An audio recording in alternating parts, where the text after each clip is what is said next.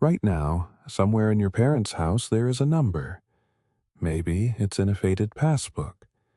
Maybe it's on a phone screen your dad tilts away when you walk in. Maybe it's a number you've never seen because no one in your family talks about it. That number is quietly deciding your next 10 years, not their retirement, yours. I've stood on every level of this. The level where you find out too late. The level where you find out just in time. And the level where you finally stop pretending the conversation doesn't need to happen. Let me save you 10 years. You are 27, maybe 32. Your parents are fine. They look fine. Dad still drives to work. Mom still sends you food on weekends. Nobody is sick. Nobody is asking for anything. So you don't ask either.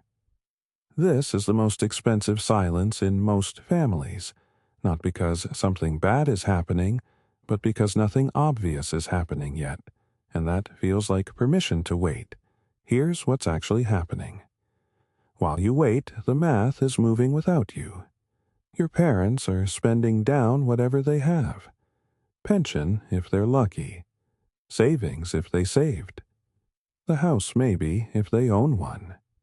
And the gap between what they have and what they'll need is widening every single month quietly, the way a slow leak fills a basement. You don't hear it. You're not supposed to. Most families treat money like a private shame. Your parents grew up in a generation where you didn't talk about what you had. They protected you from it when you were young. Now, that protection has a cost, and you're the one who'll pay it. That's the rule at this level. The silence isn't peace. It's debt accumulating in a language nobody's speaking. It starts small. Dad mentions almost as an aside that the car registration was a bit tight this month. Mom asks if you know a good deal on a certain medication. They turn down a family trip because they're tired. But the way they say it is different from tired. You notice. Then you tell yourself you're overthinking it. This is the level where most people look away. Because looking means knowing. And knowing means responsibility. And responsibility means your own plans, the apartment, the savings, the things you've been building might not be entirely yours anymore. I remember the first time I saw a number that didn't add up in my own family. I did the math on a napkin, and then I folded it up and put it in my pocket and didn't think about it for 3 months. That's what this level feels like. The first glimpse is actually a gift. It's the earliest possible moment you can act when the gap is still small, when there's still time to have a calm conversation instead of a crisis one. But most people spend this level convincing themselves that they saw nothing. That's the rule at this level. The moment you notice is the cheapest moment to respond. At some point you find out. Maybe your parents finally tell you. Maybe you find an overdue notice. Maybe a hospital form asks for insurance information, and you realize standing in a fluorescent hallway that you don't actually know the answer. The number lands, and here's what the number usually looks like for families who never talked about it. It's smaller than you imagined, and larger than you can easily absorb. Not catastrophic, not yet, but not fine. There is enough for a few years. Maybe. If nothing goes wrong. If no one gets sick. If the roof holds. If the car keeps running. You do the math, you subtract. You stare at the number at the bottom. This is the level where the weight becomes real. Not as a concept, as a figure. Something with digits, something that can run out on a specific foreseeable date if nothing changes. Some people get angry at this level. At their parents for not saving more. At themselves for not asking sooner.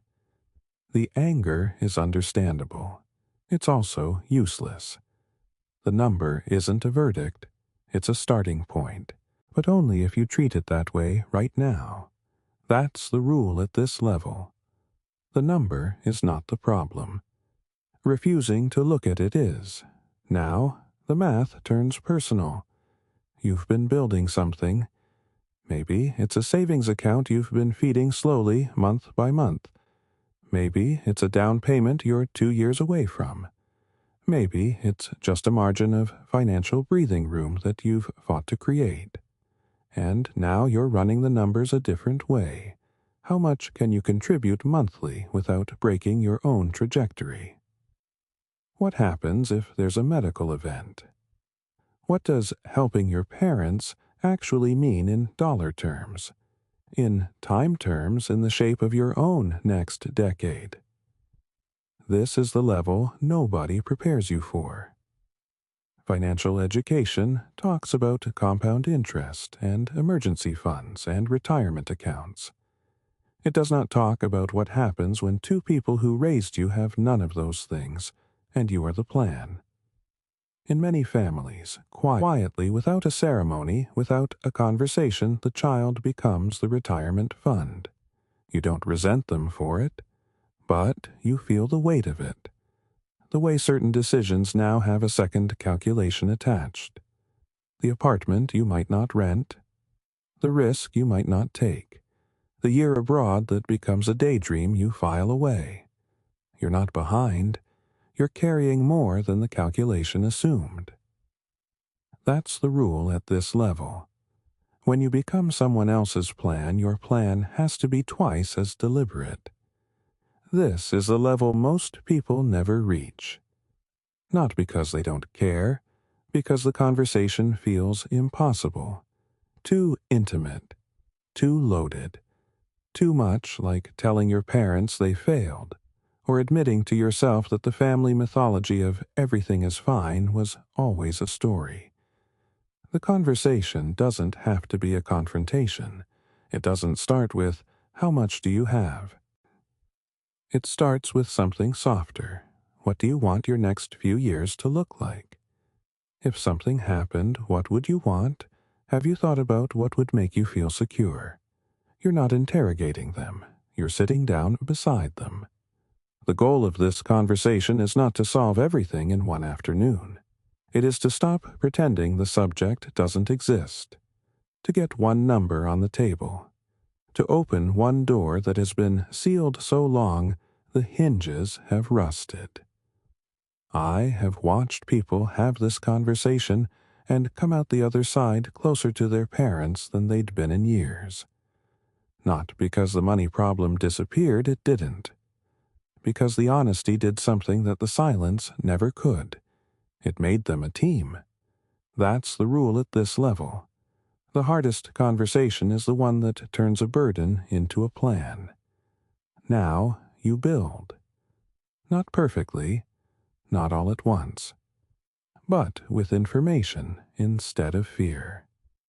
Maybe your parents own a home and the equity is real, and a conversation with a financial counselor opens options you didn't know existed. Maybe there are government programs, assistance structures, community resources that no one in your family knew to look for, because no one ever talked about money long enough to find them. Maybe the restructure is simpler than that. A shared subscription, a consolidated phone plan, a monthly amount you contribute that is defined and bounded instead of a shapeless anxiety that drains you without a number attached to it. Bounded is better than shapeless. Always. An open-ended obligation with no structure is how people burn out quietly, giving in ways they can't sustain, resenting in ways they never speak until the relationship buckles under the weight of what was never said. A defined contribution, even a modest one, with a clear understanding of what it covers and what it doesn't, is something you can build your own life around. You are not abandoning your parents by having limits. You are making yourself sustainable enough to actually be there for them. That's the rule at this level. A plan with limits is more loving than a sacrifice with none. This is where you live for a while, Not in crisis, not in resolution.